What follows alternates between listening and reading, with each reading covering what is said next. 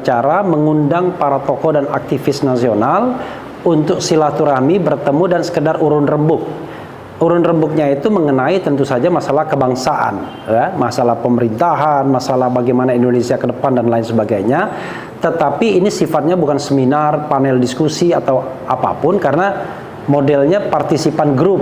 Jadi semua yang undangan itu ya berbicara, tetapi kegiatan itu belum sempat dilaksanakan karena ada pengacauan dari para preman ini. Jadi belum ada statement apapun. Yang ada adalah setelah adanya pengerusakan itu kita mengadakan press conference. Setelah itu ada beberapa aspirasi untuk melanjutkan acara.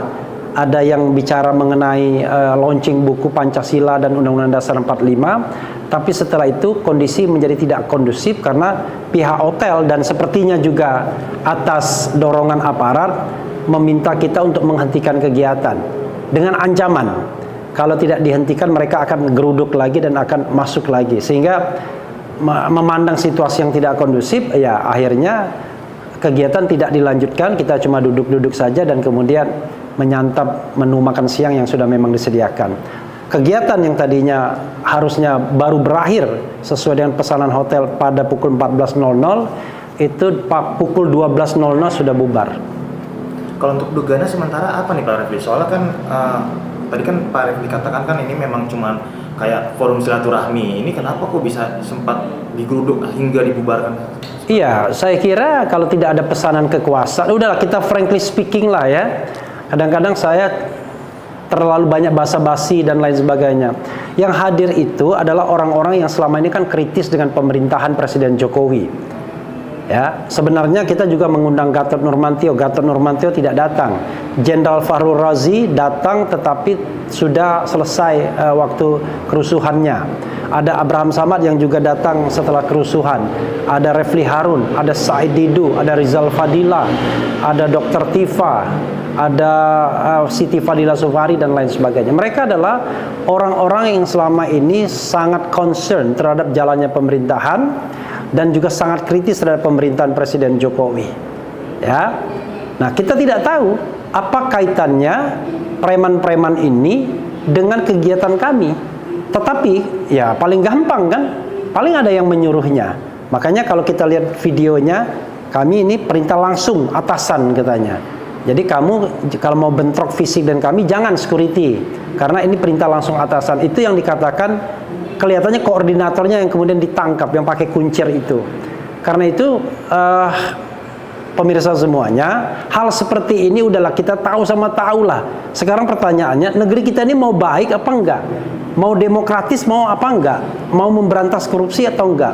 Jadi kalau ada orang-orang kritis yang berpikir dipersekusi, ngeri kita. Ya kan, nasib bangsa ini yang harus ditangkap, yang harus dijerat itu koruptor, ya kan, orang yang menggaruk uang negara, yang memanfaatkan jabatan untuk mengambil keuntungan dan lain sebagainya. Bukan orang-orang yang berpikir. Orang-orang yang berpikir seperti kita tidak minta apa-apa dari negara, tetapi kita hanya jaga bahwa hak kami adalah berdemokrasi, mengeluarkan pendapat baik secara lisan maupun tulisan. Jangan orang yang kritis, orang yang berpikir yang ditangkap. Yang ditangkap itu koruptor harusnya. 5 orang pelaku sudah diamankan. Ini menurut Pak Refli seperti apa? Pelaku itu sebenarnya orang yang disuruh. Cari mastermind-nya. Siapa otaknya.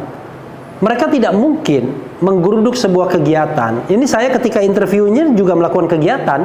Ya kan? Ada juga yang nyerempet-nyerempet ngomong. Tapi ini negara demokratis, Bung. Masa mengkritik pemerintahan tidak boleh? Jadi secara filosofi adalah Anda mau memuji ataupun mengkritik pemerintahan itu sama nilainya, ya. Jadi sama nilainya. Mau memuji dan mengkritik itu sama nilainya. Karena ini negara demokratis. Yang tidak boleh itu adalah Anda angkat senjata untuk memberontak, itu nggak boleh. Tetapi selama Anda berpikir dan mengeluarkan pendapat, dijamin konstitusi. Nah, kadang-kadang yang seperti ini tidak dipahami oleh penguasa dan penegak hukum, termasuk ya apalagi para preman. Karena itu mudah-mudahan pemerintahan Prabowo tidak seperti itu, ya. Harus komit terhadap demokrasi, tidak hanya memberantas korupsi dan memberantas kemiskinan.